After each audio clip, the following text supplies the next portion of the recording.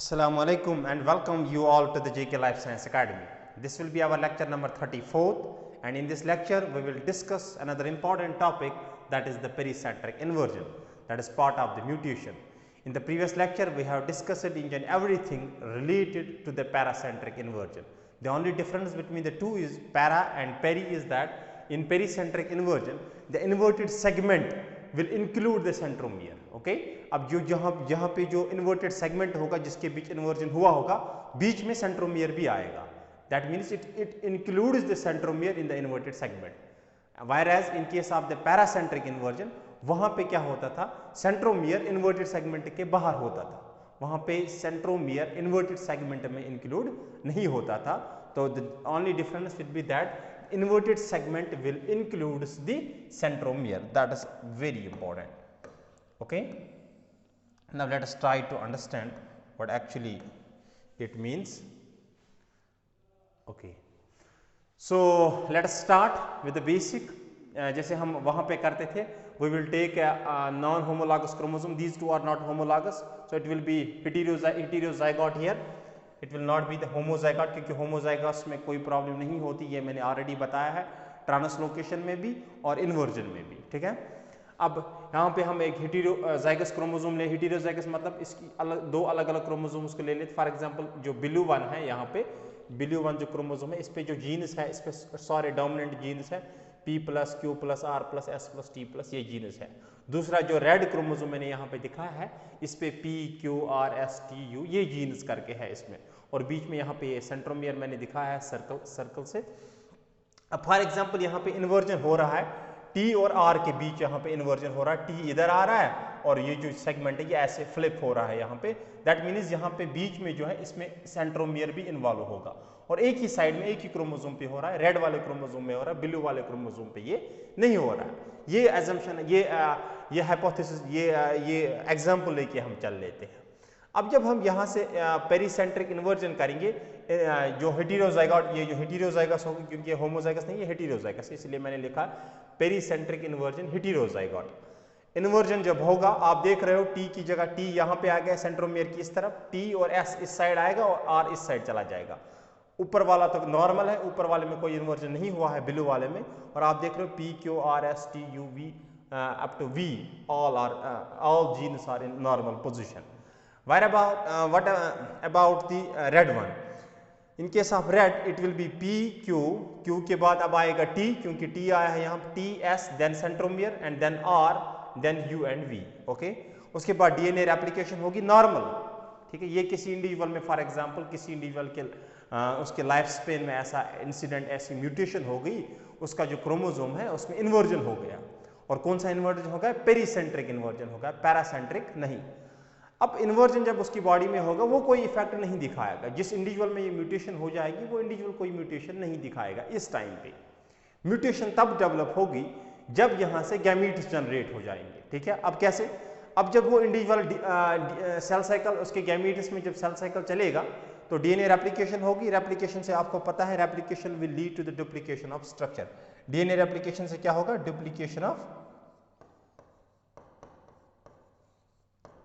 Duplication of structure.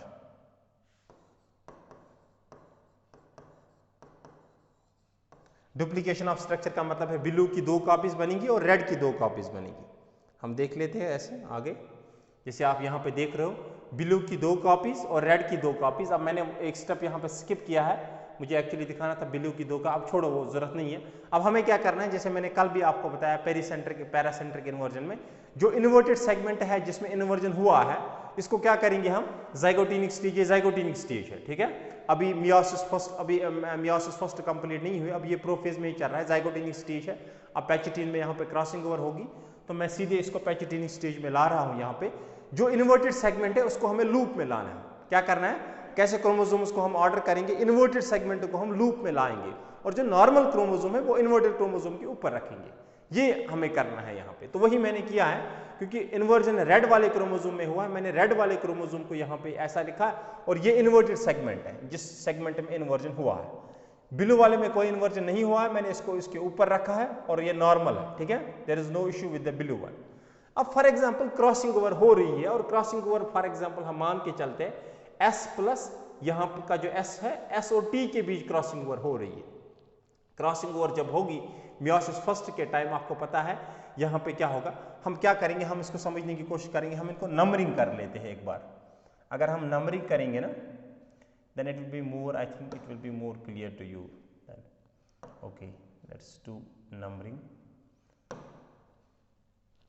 इसको हम 1 लिख लेते हैं, इस स्ट्रैंड को हम 2 लिख लेते हैं, ऊपर वाली 2 को, इस स्ट्रैंड को, नीचे वाले स्ट्रैंड को हम 3 लिखेंगे और ऊपर वाले स्ट्रैंड जो है यहाँ पे बीच में इसको हम 4 लिखेंगे। ठीक है, 1 2 4 और उसके बाद 3। क्लियर? अब देखो यहाँ पे क्या होगा,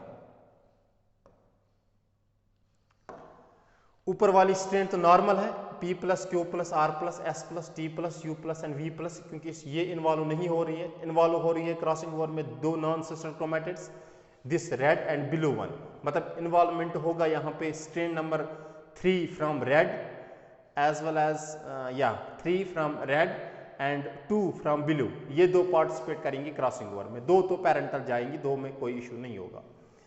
आप यहाँ देख रहे हो P plus Q plus R plus S plus T plus Q plus and V plus, और बीच में सेंट्रोमियर है, कोई इशू नहीं है। अब जो दूसरी स्ट्रैंड है, स्ट्रैंड नंबर 2, इसकी जो दूसरी का P plus Q plus R plus, P plus Q plus R plus के बाद है सेंट्रोमियर, ये है सेंट्रोमियर, सेंट्रोमियर के बाद है S प्लस, ये है S प्लस, उसके बाद ये क्रॉसिंग ओवर ले रहा है, यहाँ से ये क्रॉस ओवर हो रहा है रेड के साथ। अब जब ये क्रॉस ओवर होगा तो ये यहाँ से आएगा, यहाँ से T आएगा, Q आएगा, P आएगा, T Q और P, ऐसे ये घूमेगा यहाँ से, स्ट्रैंड नंबर 2। सो ये है, दिस इज 1, दिस इज 2। ठीक है, now let's move forward and take strand number 4। 4 को आप देखोगे, इट विल बी 4 का मतलब P Q R, क्योंकि ये 2 कॉपीज है यहाँ पे, तो यहाँ पे होगा P Q के बाद होगा यहाँ पे strand number 4 will be normal, strand number 3 को ले लेते हैं हम, हाँ exactly. So this is strand number 3, okay, हम 3 को ले लेते हैं पहले। 3P Q T के बाद यहाँ से क्रॉसिंग ओवर हो रही है, S plus centromere, P Q T S plus के बाद सेंट्रोमियर आ रहा है, सेंट्रोमियर आने के बाद ये जा रहा है यहाँ से R plus Q plus P plus, R plus Q plus P plus, ये है स्ट्रैंड नंबर 3 का हाल। अब 4 देख लेते हैं, 4 में 4 इन्वॉल्व नहीं हुआ है क्रॉसिंग में, तो 4 होगा P Q T S centromere R U and V, P Q T S centromere के बाद है R और R के बाद है U एंड V। ठीक है, तो इस तरह से मियोसिस फर्स्ट यहाँ पे कंप्लीट हो रही है, होमोलॉगस क्रोमोसोम सेग्रीगेट होते हैं, segregation of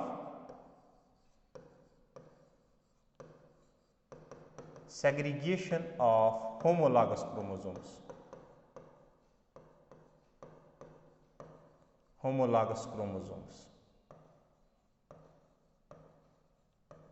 segregation of homologous chromosomes.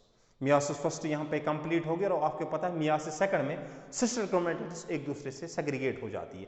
Sister chromatids कैसे सेग्रीगेट हो, यहाँ पे कट लगेगा, मियोसिस सेकंड के टाइम सेंट्रोमियर बीच में टूटेगा और 2 सिस्टर क्रोमैटिड्स अलग हो जाएंगी, यहाँ से 4 सेल्स बन के आएंगी, 4 गैमीट्स बन के आएंगे। ये कि सारे के सारे क्या है, gametes,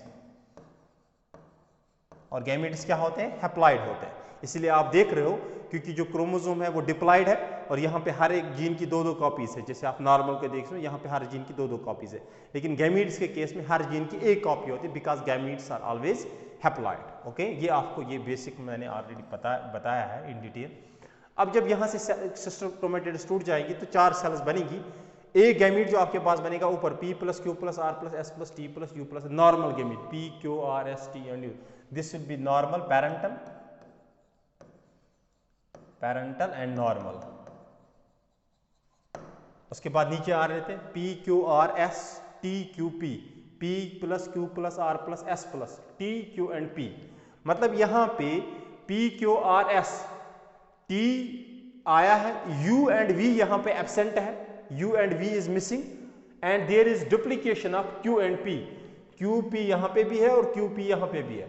so it is non-viable gamete because of deletion as well as duplication. That's very important, and that is the actual statement that examiner most of the times asks to you, कि जो यहाँ पे gamete बनेगा क्या वो वायेबल होगा या non वायेबल होगा, एक स्टेटमेंट। दूसरा स्टेटमेंट, अब अगर वो नॉन वायेबल है तो किस वजह से नॉन वायेबल है, because of deletion and duplication.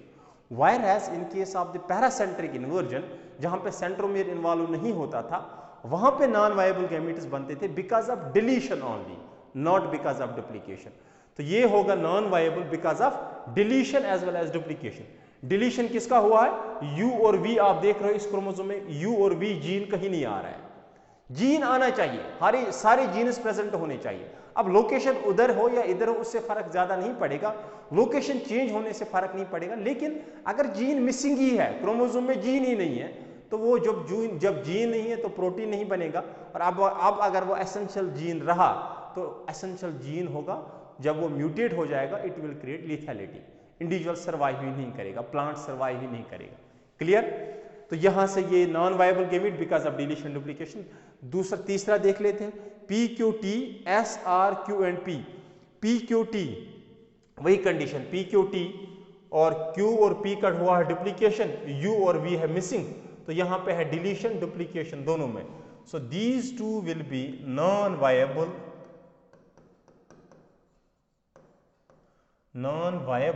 because of, that is very important, because of deletion and duplication। ये कितने होंगे 50%।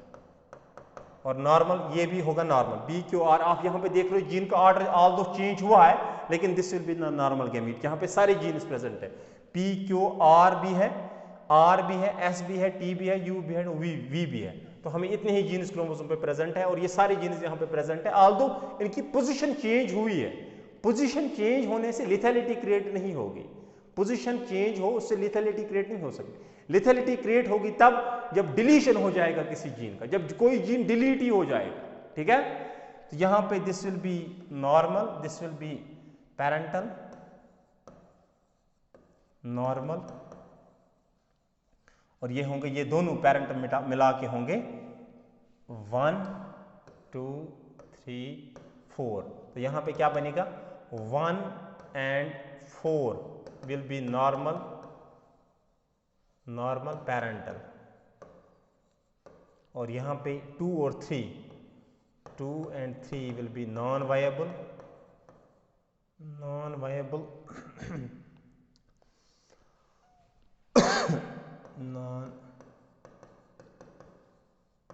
वायेबल। 50% ये भी होंगे और 50% ये भी होंगे।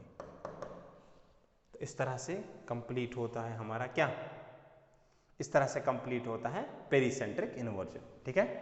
तो अगर आपके पास क्वेश्चंस होंगे प्रीवियस ईयर क्वेश्चन पेपर्स अगर आपके पास होंगे, अपना क्वेश्चन पेपर उठाओ और ये सारी चीज़ें देखने की कोशिश करो। अभी जो 2023 में जो क्वेश्चंस आए हैं, जो मैं इंशाल्लाह नेक्स्ट लेक्चर अभी देखता हूँ, मैं एक सेपरेट वीडियो बना लेता हूँ। अभी मेरे पास वो क्वेश्चंस अवेलेबल नहीं है, तो मैं क्वेश्चंस ले रहा हूँ, तो मैं एक सेपरेट वीडियो बनाऊंगा जो 23 का जो जेनेटिक्स के रिलेटेड अभी तक जो क्वेश्चंस आए हैं, 23 जो पेपर अभी रिसेंटली हुआ है, 23 आई थिंक जो जून में हुआ था एग्ज़ाम, मई में हुआ था, तो उसके रिलेटेड जितने भी क्वेश्चंस आएंगे वो मैं सारे यहाँ पे सॉल्व करवाऊंगा और मैं दिखाऊंगा आपको वो सारे के सारे जो क्वेश्चंस आए थे। जो ये वीडियो लेक्चर सीरीज चल रही है, आप देखोगे जैसे कॉपी पेस्ट उन्होंने किया था। जो वीडियोस में जो मैंने अपने लेक्चर्स में आपको स्टेटमेंट्स लिखवाए हैं, बताए हैं, तो वही स्टेटमेंट सीधे एज सच आपके पेपर्स में आए। मैं दिखाऊंगा वो जब मैं वो क्वेश्चन पेपर सॉल्व करूंगा यहाँ पे। तो with this we should end this lecture here, and at the end जो मैं रोज़ बोलता हूँ रहता हूँ, प्लीज़ सिर्फ देखना ही नहीं है वीडियोज़ को, share as much as you can, subscribe के बगैर वीडियो मत देखा करो बेटा, क्योंकि आपका तो कोई नुकसान नहीं हो रहा है। अगर आपको फ्री में सारी चीज़ें मिल रही है तो I don't think there is anything wrong अगर आप सब्सक्राइब भी करोगे इसमें। उससे हमारी चैनल की ग्रोथ हो रही है, उससे हमारी पर्सनल ग्रोथ भी होती है, वो बहुत ही ज़रूरी है। तो प्लीज़ सब्सक्राइब करो और ज़्यादा से ज़्यादा शेयर करो अपने फ्रेंड्स के साथ। Thank you, see you in the next lecture.